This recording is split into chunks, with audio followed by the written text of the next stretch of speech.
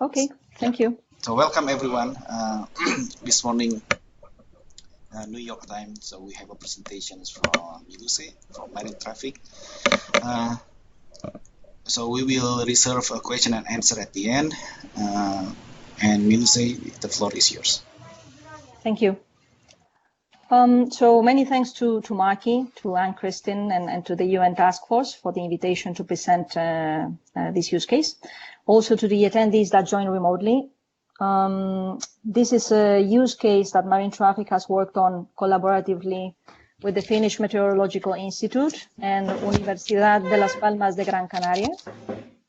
It is a result of 2 years of good work and a focus on a topic that remains of relevance for many, I believe. So I have prepared the presentation of this use case across 3 main areas, each one fundamental for the completion of today's objectives, which I believe are to gain a good understanding of vessel emission and externality cost calculation methodologies, and to better understand the potential implementation of these in a specific port as our use case. So first, we will cover the calculation of a comprehensive full bottom-up vessel emission inventory and the identification of polluting and operative profiles within general and passenger vessel traffic. Then, with the aim of following up with the estimation of external costs, we will describe the methodological and empirical state of the art of this subject from available harbor studies. To continue, we will use our emission inventory and selected cost factors to explain the calculation of external costs from vessel emissions. And to finalize, and as a first approximation to the environmental, social, and economic performance of this specific port, we will explain how the combination of the obtained costs with port operation profiles can allow us to assess eco-efficiency performance and access related indicators. So without further delay, and since the outline of this use case has been briefly described, I will now start with a brief introduction to the topic and then follow with our use case. So it is widely known that shipping in general and passenger services in particular share positive effects and economic benefits, but also negative impacts such as air pollution. And indeed, air pollution released by vessels negatively affect the health of coastal communities, the built environment of port cities, and its arable crop yields. But also it represents a concern towards global climate protection. The present regulation of air pollution by ships is defined in the IMO MARPOL Annex 6 and European directives, and this aim at a progressive reduction of sulfur oxides, nitrogen oxides, and indirectly particulate matter through a stringent sulfur regulation of marine fuels and the use of abatement technologies on board ships. But also, and in addition to regulatory frameworks, we have voluntary measures that are increasingly designed and promoted by ports, commonly in the form of economic incentives, which encourage ship operators to make use of cleaner fuels or environmental friendly infrastructures. So, for instance, they regularly promote environmentally differentiated port dues. This is a practice that you can, for instance, see implemented in Northern Europe. Now, there is room for improvement in the design of measures that are based on a more refined environmental and economic assessment of externalities. And for the latter objective, and to enable the sustainable development of ports, carriers and shippers, it is of interest to monitor vessel emission profiles at port, including, for instance, real operative. Sorry, can you mute your microphones, please? So, thank you. So for the latter objective and to enable the sustainable development of ports, carriers and shippers, it is of interest to monitor vessel emission profiles at ports, including, for instance, real-time operative and engine load details, to quantify and monetize its effects, so mortality and morbidity, the degradation of built environment and the global climate, and to estimate eco-efficiency performance of ports from the cost of vessel emissions and port operation profiles. So the motivation of this use case, when we originally worked on it, was to estimate how much, where, how, and which vessels release exhaust emissions in a specific port, to identify vessels polluting and operative profiles from vessel traffic in general and passenger services in particular, to enable a better understanding of external cost calculations from vessel emissions in harbors and thus support the internalization of this externality through environmental policy. And at last, to suggest policy and emission abatement recommendations that may reduce the negative impact of air emissions in a port city. That could potentially also be transferable to other harbor areas under similar traffic conditions. Regarding specific objectives of this use case, these were to estimate emission profiles of operative vessels in Las Palmas Port over a 12-month period, to conduct a comprehensive review on external cost estimation from vessel emissions in order to identify the best approaches presently available, and to estimate urban and rural external costs from nitrogen oxides, sulfur oxides, volatile organic compounds, and particulate matter. Also, to estimate avoidance costs towards global effects of CO2, to estimate eco-efficiency port performance based on external costs and the port operation profiles, and to support environmental policy and methodological assessment. So in order to obtain results, a methodological approach needed to be selected first, to calculate vessel emissions, and then to estimate its external costs.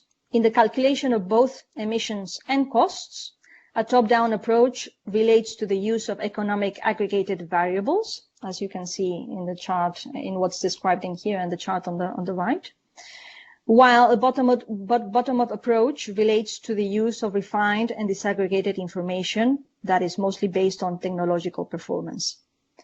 Also, there is a full bottom-up approach, but for emission estimation only, as I will explain in the following slide.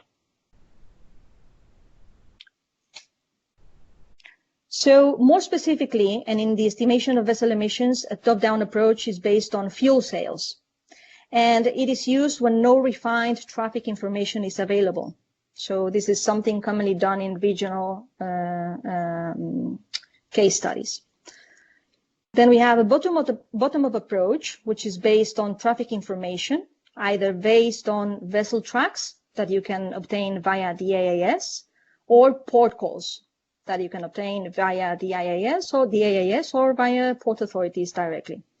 And this is used when available due to the level of detail and accuracy of input parameters such as ship type, localization, size, and technical particulars. Finally, a full bottom-up category is described as the use of a bottom-up approach for both the quantification of emissions and the geographical characterization of results.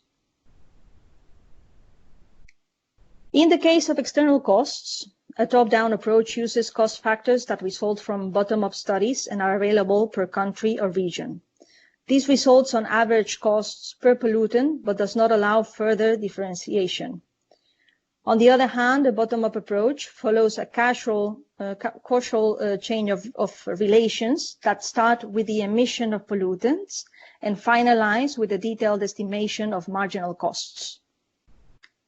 A bottom-up and a top-down approach may be used for the estimation of external costs. Both provide actually advantages and limitations. On the one hand, a bottom-up approach follows a causal chain of relations that start with this emission of pollutants and finalize with a detailed estimation of costs,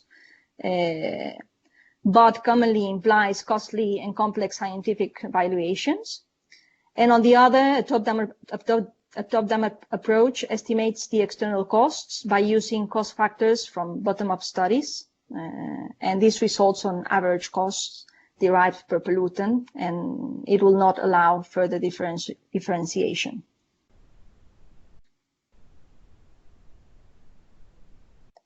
The first comprehensive attempt to develop a bottom-up approach related to air emissions was integrated in the External Costs of Energy project series, which took place between 1990 and 2005. And over these externally project series, this bottom-up methodology was referred as impact pathway approach methodology, and it was conceived then. So the IPA, or impact pathway approach, is considered as the most elaborate and best practice methodology for calculating site-specific external costs derived from air emissions, as it follows a pathway process which requires air emission calculations, dispersion modeling, exposure modeling, impact and damage valuation, and it has been widely adopted, among others, over major European studies. Indeed, at present, and due to the complexity and high cost of generating bottom-up external cost studies on shipping and ports, estimations based on a top-down approach, based on per unit cost factors derived from major European bottom-up reports, such as Beta, CAFE, and NEEDS, and with all other recent literature, have been widely accepted. So,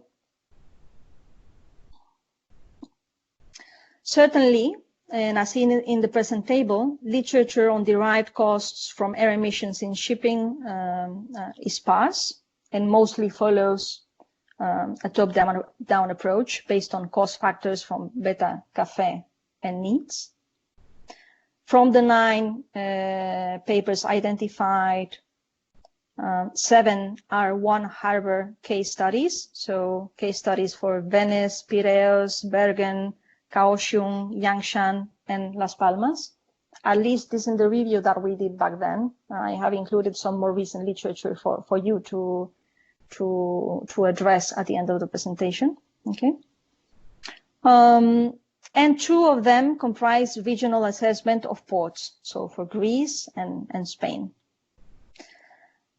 As for the time frame of analysis, and with the exception of Sanatos, all address the 12-month time period. For emission estimation, and in the case of regional studies, bottom-up and top-down approaches have been used, while the representative approach in one harbor studies is a bottom-up based on port calls and approximation to vessel operative at port. As for the present use case, and when compared to the rest, emission estimation is based on a full bottom-up approach and refined traffic information, and vessel operative transmitted in real time. Moreover, and in terms of externality costs, results are estimated through the use of cost factors from all the available European studies. So indeed, methodological decisions had to be made in order to guarantee the best approach would be selected for this use case. And for this reason, and to avoid averages and biased informations of vessel emissions in harbor, a full bottom-up approach based on the ship traffic emission assessment model developed by the Finnish Meteorological Institute, and vessel tracks frequently transmitted through the automatic identification system have been selected. Moreover, and in terms of externality costs, and although a bottom-up approach would have been ideal, in line with the rest of harbor studies, this use case followed a top-down approach, but with selected cost factors from the reports that I just mentioned, so Beta, CAFE, and NEEDS. This provides an overall comparative picture with coverage of an adequate timescale of research, so from early to recent, and the use of widely accepted bottom-up reports with cost factors dedicated to seaports. So, for instance, a Beta report and does incorporate a use case for these cost factors that is specific to seaports. It also allows us to incorporate updated rural cost factors or reflect the most recently updated cost factors, which are specific to maritime areas, but not seaports. but not to seaports, as is cited in needs or the work done by Castells. And furthermore, and in the case of carbon monoxide and carbon dioxide, and since these are not available since cost factors for these are not available in beta, CAFE, and needs, we have used figures from studies previously applied to shipping harbor studies published by Denisis and Delft. You will find all the references to the relevant reports and use cases at the end of the presentation as well. Okay. Now moving to emission calculation, vessel emission calculations. So a ship database of over 50,000 vessel particulars, which represent over a third part of the global fleet, and terrestrial AIS vessel positions, define input values to be used within the model.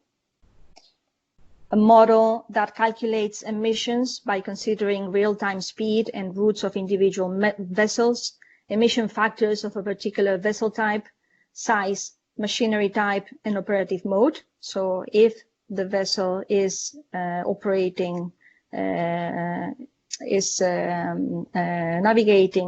in a speed that can be categorized as cruising, maneuvering, or hoteling, this will be considered within the model as such, and then presented in the results as such. Specifically, also this model uses the speed of the vessel, operative modes, and machinery details to estimate engine power and fuel consumption at frequent intervals. The main engine power is calculated using ship speed, hull resistance, and propeller efficiency. Auxiliary engine power is set up to be dependent on the operative mode, partially dependent on the ship type, and independent of the ship size. The real-time effect of waves on the main engine power is also taken into consideration. And additionally, power consumption allowance is made for the number of cabins subject to air conditioning on passenger vessels and the refrigerated cargo capacity on container vessels.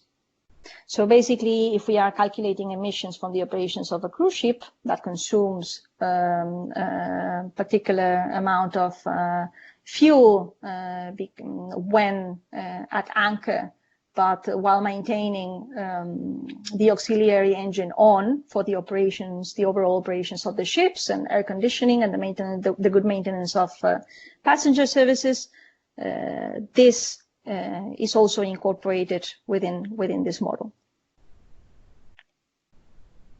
As for the source of vessel traffic data, we can briefly say that this is obtained from something that you may know, which is this fully automatic transceiver system regulated by the IMO since early 2000 and mandatory for all ships over 300 tons. So this is the automatic identification system. The AIS was developed originally for collision avoidance and does work with a frequent update rate. Specifically, data used in this case study has been collected from terrestrial AIS receiving station, MarineTraffic station that was installed in a university campus back then, and messages transmitted with the minimum frequency of 1 or 2 minutes. Now, using terrestrial AIS is a clear asset in terms of detailed information and on reducing biased knowledge when related to vessel movements. Nevertheless, it should also be taken into account that you may experience some challenges due to the resources required to store and process large volumes of information. We know that for a fact because of the volume of information that we collect and curate and manage, and the UN task force may know this as well if they are doing this on their own at this point.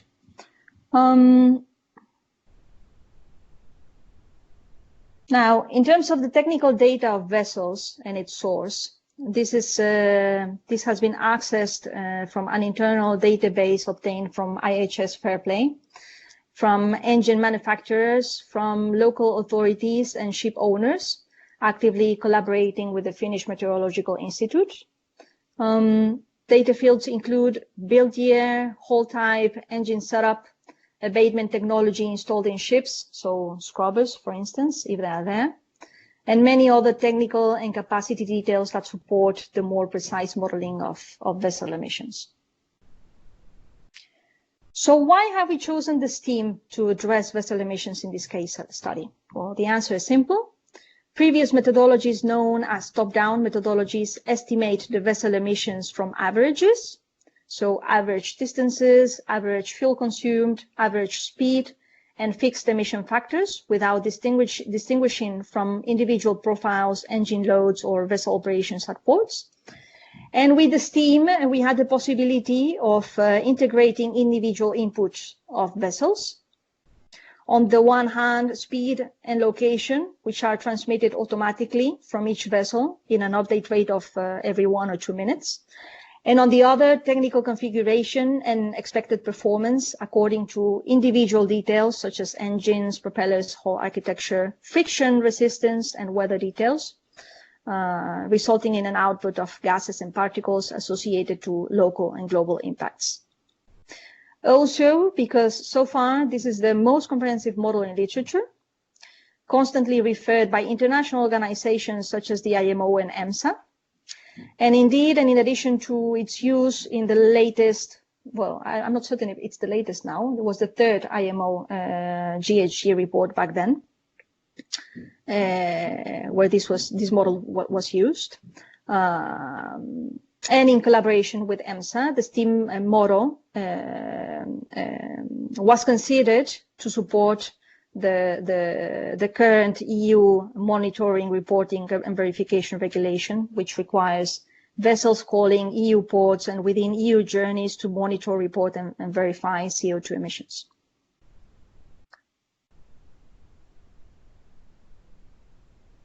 Moving forward to external cost calculations, the table in this slide presents the cost factors used in this case study.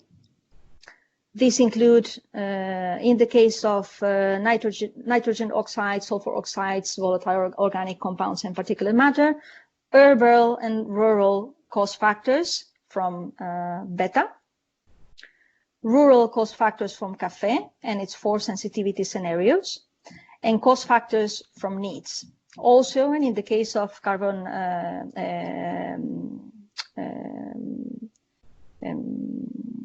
monoxide and carbon dioxide, cost factors from the NICES were taken and from infra were taken into account. As for CO2, external costs, this is important, are commonly addressed differently to those that associate with local impacts. This is due to the global effect and damages caused by global warming, and as there is no difference on how and where in Europe the emissions of greenhouse gases take place. So for this reason, the same cost factors are commonly applied in all countries, although these are dependent on the time, since emissions released in future years will have greater impacts than emissions today. So in this sense, and based on transport studies that include a lower and upper bound of CO2 prices concerning climate change costs, we also present a lower value and an upper value from Delft and Infra's report. They suppose a high and low scenario to be chosen according to the avoidance target scenario addressed.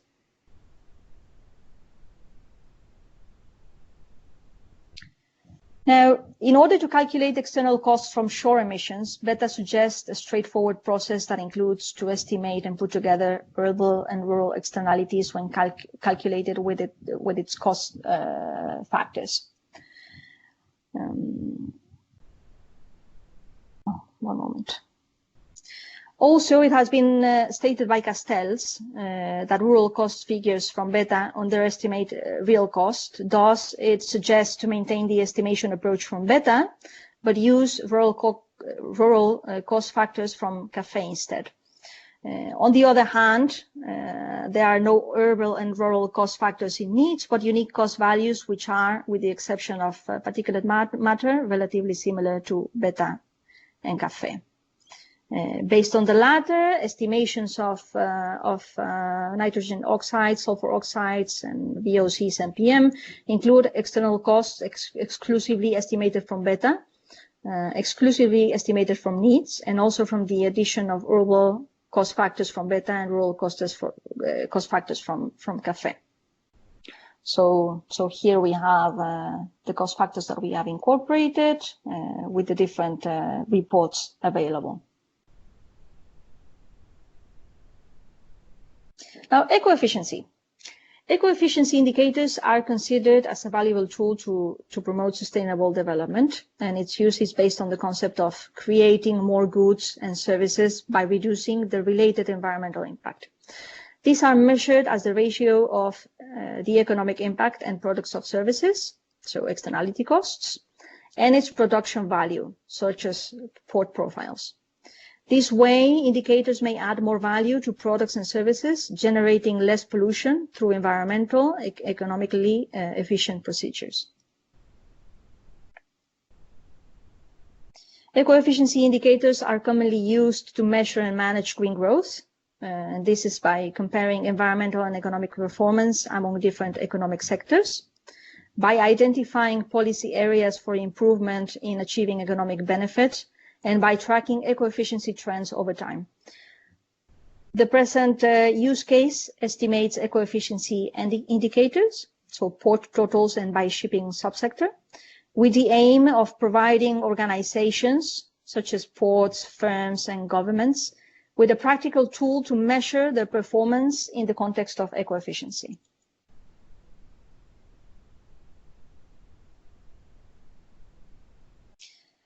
Emission results for all categories are presented as a relative percentage from the totals at port. In the present figure, it reflects ship emissions contributions at source and enables the view of remarked shares. Particularly the passenger subsectors are identified as the main source of emissions, with the exception of carbon monoxide. In addition to these, major figures of emissions are allocated in the container vessels, followed closely by tankers.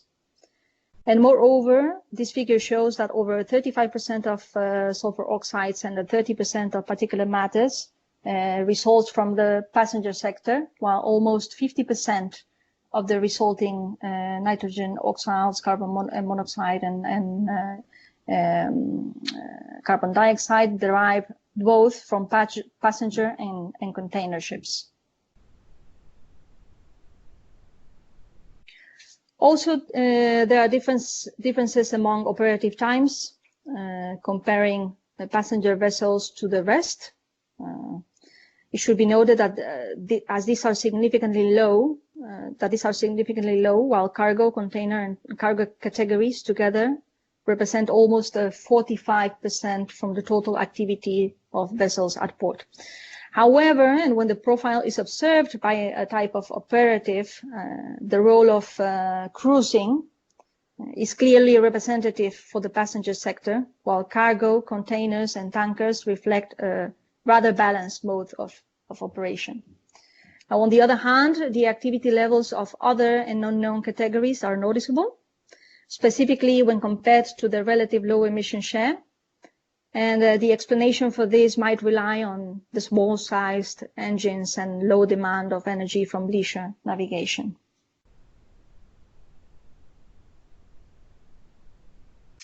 Considering polluting and operative differences among shipping sectors, it is also of interest to analyze differences within subgroups as cruise and ferry. And in this respect, figures in this slide reflect that contribution of ferries when compared to cruise are significantly higher, particularly nitrogen oxides, sulfur oxides, and particulate matters that relate to severe health consequences, and CO2 that relate to greenhouse gas effect and global warming can be seen in there. On the other hand, share differences on operative time are also noticeable. Ferry vessels spend most time in cruising mode, similar to cargo, while in the case of cruise vessels and when compared to the total figures at port, operative time in harbor is not that representative. Ship size is also crucial to fuel consumption and emission estimations. And this table presents results for cruise and ferry as a total of passenger categories. So according to results and in terms of emissions, the role of the largest size classes that goes from 60 to 80,000 tons is representative for cruise operations, while for ferry services, this is mainly allocated between 10 and 30. In order to better understand size results,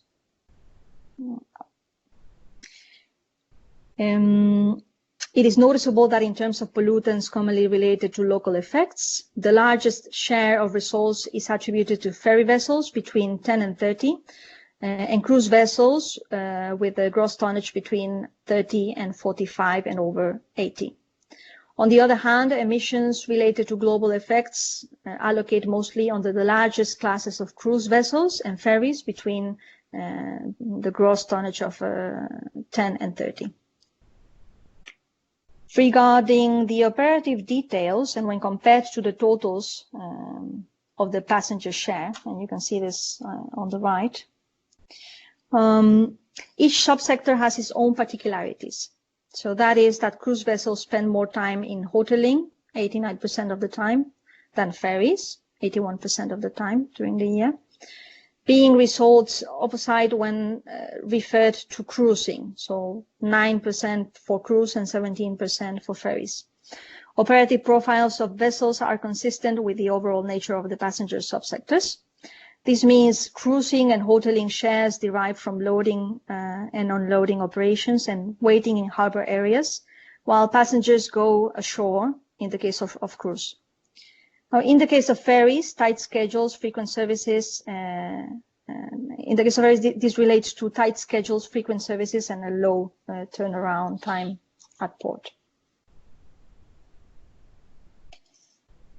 In terms of temporality of results in following identified seasons of passenger transport results have been later divided into 3 periods over time. Emission and operative shares of cruise and ferry are thus aggregated by periods of 4 months. That is period 1, January to April, period 2, May to August, and period 3, September to December. And here it's noticeable how the contribution levels of cruise are highest on period 1 and period 3, consistent with the referred peak season for cruise, while results for ferry vessel and its regular services remain stable over time. For additional capabilities of a full bottom-up approach and the geographical characterization of emission results, this use case has included 2 sample emission maps. This with the exclusive attempt of illustrating the spatial capabilities of vessel emission modeling when at the source. Specifically, these maps reflect, as you will be able to see, vessel emission hotspot areas of passenger vessels hoteling and maneuvering within the harbor area over 2 years in time. So you have 2011 on the left and 2012 on the right.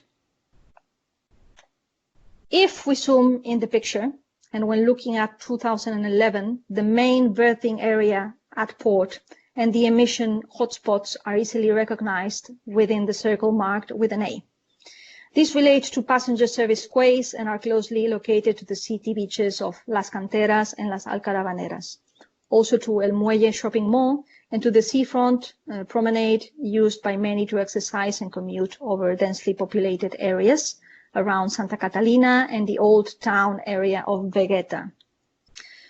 Moreover, and when comparing to 2011 to 2012, it is noticeable that hotspots significantly reduce within these quays, and this is possibly due, based on what we have observed in this on emission maps and what we knew was happening back then. This is possibly due to the relocation of one regular ferry route from Las Palmas to Santa Cruz to a less populated area and forthcoming, well, it was back then forthcoming, it's already operative, passenger terminal called La Esfinge, which you can see in the right image within the circle of E. Okay, So here in 2011, you can see the hotspot emissions close to the city center and the more densely populated area. And when relocating this ferry service with a continued operations between neighbor islands, you can see how the hotspots have reduced to then appear here.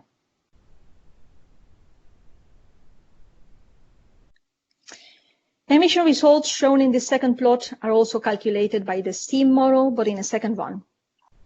The difference lies, although the total number of emissions remains the same, in subcategories from passenger and cargo that has now been included to be later used in externality, cost, and eco-efficiency indicators. Specifically, bulk general cargo, which does not exceed 10% from the total share, and the previously estimated cruise and ferry that have now been included in the general emission plot. Emission contribution is again presented as a relative percentage of emissions from the total numbers at port, although in this occasion it better reflects the specialization profile of this port as a transshipment and passenger hub with regional services over in the Canarian archipelago. This table presents the estimated total costs for the port city and include estimations from beta only, from needs only, so beta only, needs only, and also from the addition of urban cost factors from beta and rural cost factors from CAFE within the 4 sensitivity scenarios outlined in this report. The variation results the variation in results derives mostly from mortality valuation parameters used in this report, so using either mean or median values, and moreover from the range of health effects and the cut point for ozone impact assessment that also changes in each one of the sensitivity scenarios. Specifically, the overall economic costs for nitrogen oxide, sulfur oxide, VOCs, and particulate matters when using urban and rural values provided by beta for Spain in this case, derive in over 174 million euros. On the other hand, and while using urban cost factors from beta and rural cost factors from CAFE, average numbers, including 4 sensitivity scenario, results in 180 million euros. One moment. In the case of needs, and when compared to top-down estimations with beta methodology, figures are considerably lower, with 21,050,913 for nitrogen oxide and around 11 million for sulfur oxides, 87,000 for volatile organic compounds, and 68 million from particulate matter. Therefore, and from all the observed variation, the importance of reaching consensus to assess external costs in shipping and ports can be concluded. So in order to facilitate the understanding of results and when representing the cost totals in million euros, a variation of 8%, 1%, 6%, and 18% can be seen across beta and CAFE and sensitivity cases with respects to results when beta only, when compared to results from beta only. Also, and in the case of needs, figures are considerably lower, and this is probably due mainly to methodological differences when estimating results from beta, so the addition of 2 types of cost factors and needs. So the use of one unique cost factor to be selected according to the population density when within the port city. So summarizing from the cost totals obtained from the average of beta and CAFE, NOx, SOx, and PM reflect the dominant shares, accounting respectively for 22%, 29%, and 33% from the total sum, being greenhouse gases responsible for the remaining 15% from the totals at port. It should be noted that although costs have been estimated by using euro per ton factors from beta, café, and needs, only beta and café have been further used to reflect the temporal variation and eco-efficiency from results. And this relates to the fact that beta is so far the only report that makes specific reference to damage from shipping-related air pollution in seaports, and that the use of its urban cost factors and further addition to updated rural cost factors from CAFE as a better approximation to seaport reality is also considered within literature, so particularly by Castells. In terms of temporality, this figure shows that the external costs throughout the 12 months of 2011 are relatively stable, but with a major cost derived from NOx, SOx, volatile organic compounds, and particulate matter. Also, certain peaks are noticeable due to the increase of vessel calls, mostly on January, March, and November. It should also be noted that both the highest and the lowest value of external costs for CO2 have been included in the plot. Nevertheless, and in order to facilitate its understanding, CO2 high is represented in the secondary axis, making possible both to include CO2 low in the cumulative sum of the plot and to visually compare the differences in contribution shares when the highest exceeds the lowest with an approximate of over 1 million euros every month. Eco-efficiency indicators are based on externality costs and the port performance profile during the year under study.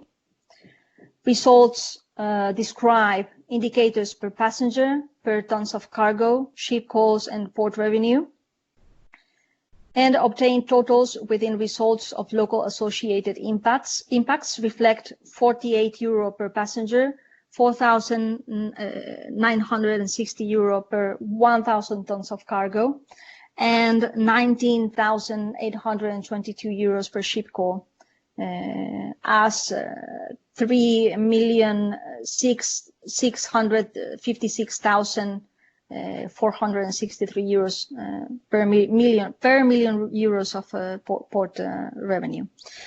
On the other hand, totals including local and global associated impacts reflect 54.2 euros per passenger, 5,931 euros per 1,000 tons of cargo, 23,000 euros and 273 euros per ship call, and around 4 million euros per million euros of port revenue.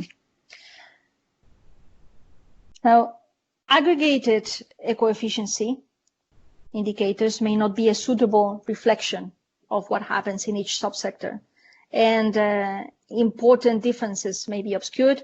Indeed, indicators per passenger and per 1,000 tons are clearly different from the numbers of the previous slide.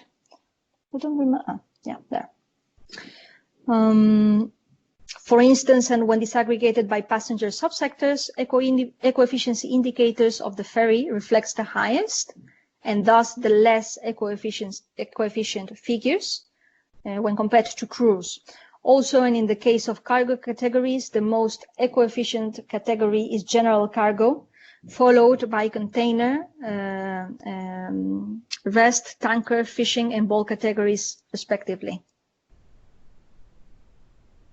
Conclusions. So the literature review has shown that for emission calculations, the representative approach is bottom-up approach based on port calls and an approximation to vessel operative at port. Nevertheless, full bottom-up and the use of vessel tracks, as in this use case, is considered best due to the level of detail accounted and its capabilities for the geographical representation of results.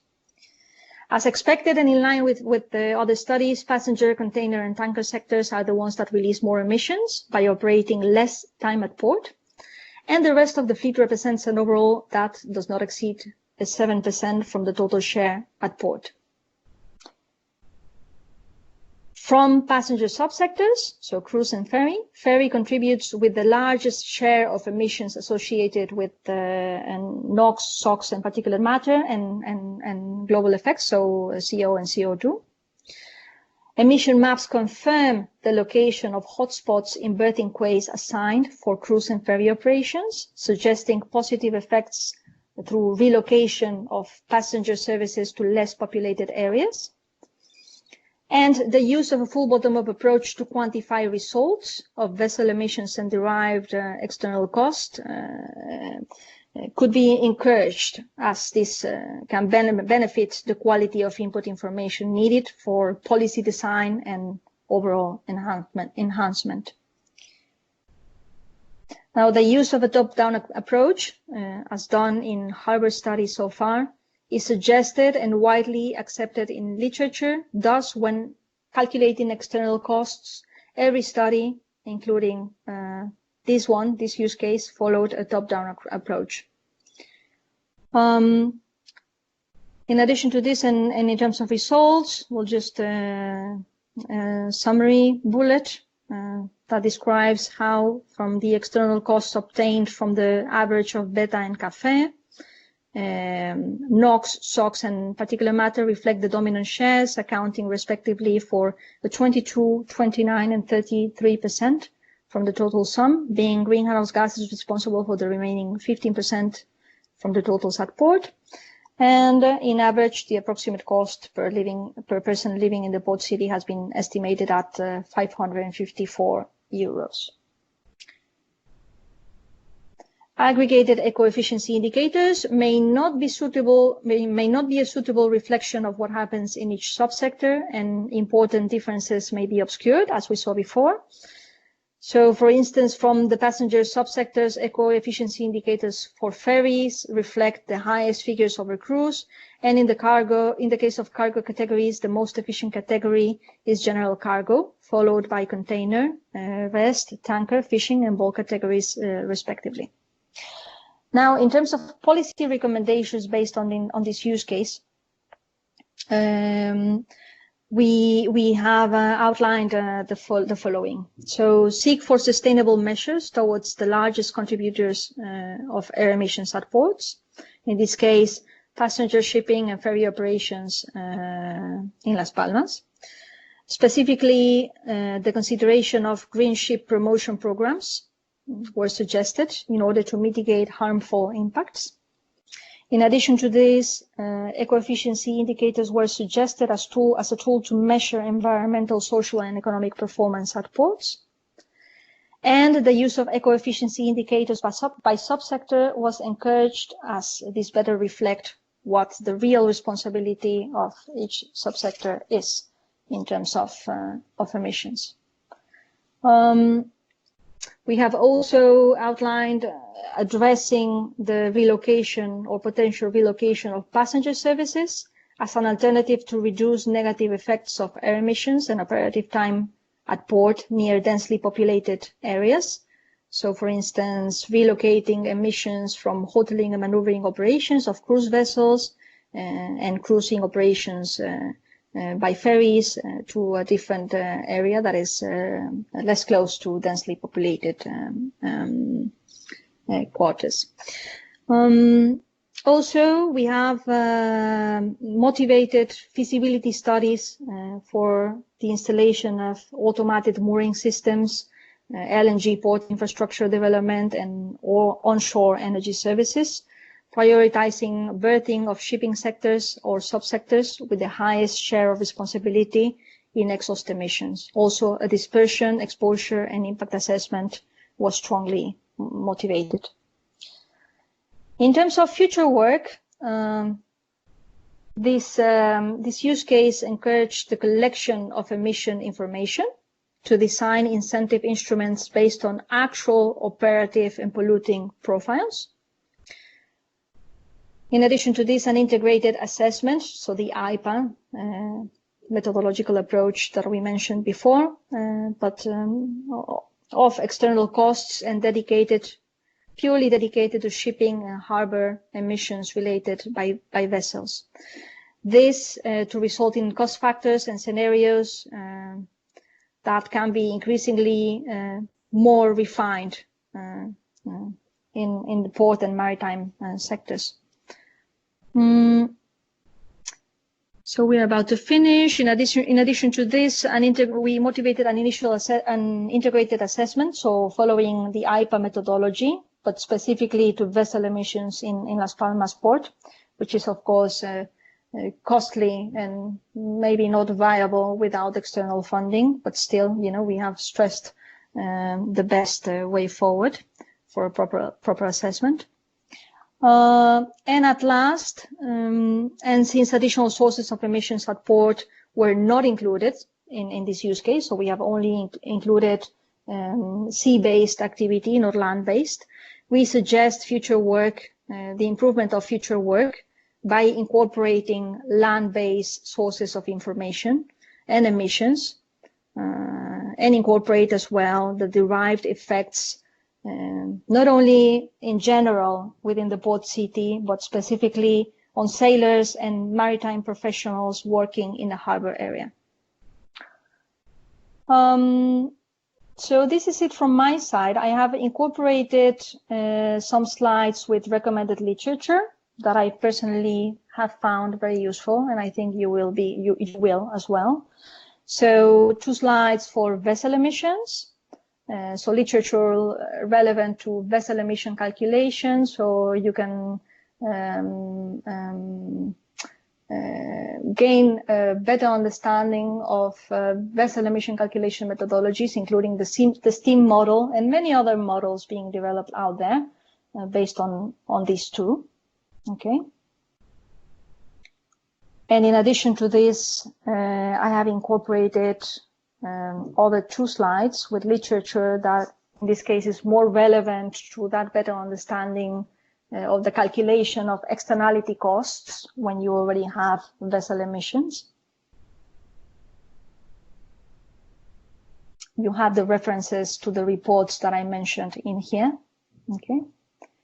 And at last, you have the list of publications that derived from the work on this use case. So if you want to better understand what I have presented here today, you will find much more detail by going through this list of documents.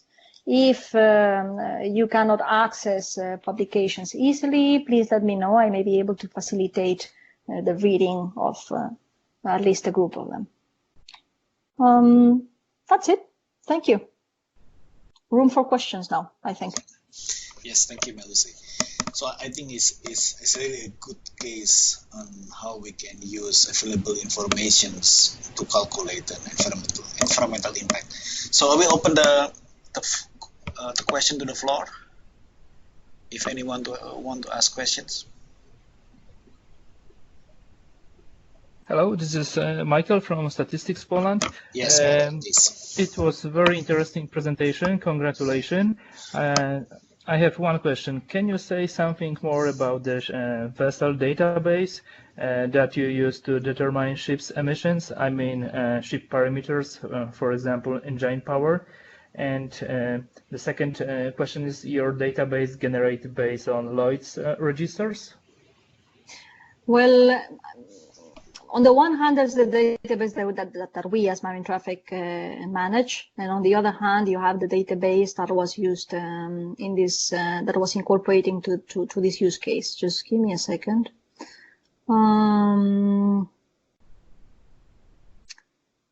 So wait, there you go.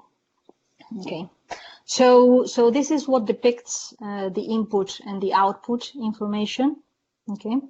The IHS Fair Place database that was used particularly to identify the characteristics of individual ships such as characteristics such as ship type or the type of engines or propellers and so on, was already incorporated within the model by the FMI. So this is a model that they have developed over the years, and that they have and that they run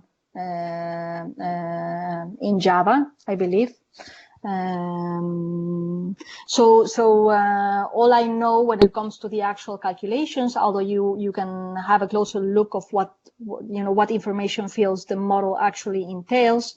So what I know is what it's outlined here. So you have some ship properties that then derive into the which complement themselves with the information on engine power from main engine and auxiliary engine, which then combined with the particular engine loads per ship type and derive in the end to the actual emissions. If what you are interested in learning is the actual information fields taken into account within the model, you can find that within the literature references that I shared. In those publications delivered by Jukka-Pekka Jalkanen and Lasse Johansen, who continue even today working on this model. So I believe that the answer to this question can be found more specifically in there. I'm afraid that I can only provide a high-level overview of what's taken into account when it comes to particulars and engine details. Now, in terms of the AIS information, I know that they were working with EMSA data, but we decided to use as input information AIS data streams collected from a station that was installed on the top of the hill, actually, where the university campus in Las Palmas was located. Okay, so the type of AIS information was collected from that source, and it incorporated static, dynamic, and voyage information of the vessel. You can find further details also in the list of publications that relate specifically to this use case. I don't know if this answers what you wanted to learn at this point. Yeah, it's clear. So thank you very much. No, thank you. Okay, Miluse, I also have some quick questions, right? So your study showed there is quite like a big difference between cruise and passenger ships, right? Do you think this is also related with the engine that they use or the operations? We suspect that is mainly related to the operation. So we actually consulted this with a mechanical engineer that worked on shipping for many years. And he mentioned that the most probable cause of this difference was probably the more intense schedule of ferry services when compared to cruise services. Although on the other hand, cruise services tend to be bigger and also consume a good amount of energy just by maintaining their operations, even when at anchor or when hoteling, right? But we suspect that this is the main reason of the difference that you mentioned. Okay, so another question. So you also outlined several policy recommendations, right? Mm-hmm. So in your case, so which government agencies that you intended this policy to be implemented? Mm-hmm. I'm talking about the Ministry of Transport, of Port Authority, of something else. Well, we did not target a particular administration, but we just addressed, the challenges that European ports have to confront to ensure their future competitiveness. by being sustainable. And we thought, that one way of achieving this was to monitor the eco-efficiency performance of the ports and improve this way port actions to control air emissions. So among these port actions, for instance, what we had in mind was to motivate, the initiation of quantifying and managing emission inventories, creating structures and reporting mechanisms to internalize emission self-assessment and control through reduction targets. And that's what we had in mind. But at that point, when we addressed the topic, we did not have a particular ministry in mind for the case of Las Palmas or in Spain. It did trigger some action after we disseminated the work across conferences, and so we were reached by how is it called? The organization that manages the Spanish state ports. Okay, they showed interest in the case study in enabling an automated way of monitoring emissions and in addition to this, to justifying, the potential investment on additional sources of energy, so on onshore power, for instance, right? So after we finalized with this work and publication and dissemination of this particular use case, there were a series of initiatives led by Spain and dedicated precisely to that. Okay, thank you very much. I think if we are able to replicate your approach to different ports, this may be also lead to different actions by different agencies. Okay, so thank you very much again. Thank you everyone for attending the sessions, and I wish you the best, the best at the end, the best wishes for the end of the day. Thank you everyone. Okay, thank you everyone. Thank you very much, Miluse. Thank you, Sergio. Thank you. Thank you. Bye. Bye-bye. Bye-bye. Feel free to contact me if I can be of further help. Okay? Of course. Thank you. Thank you. Bye-bye, everyone.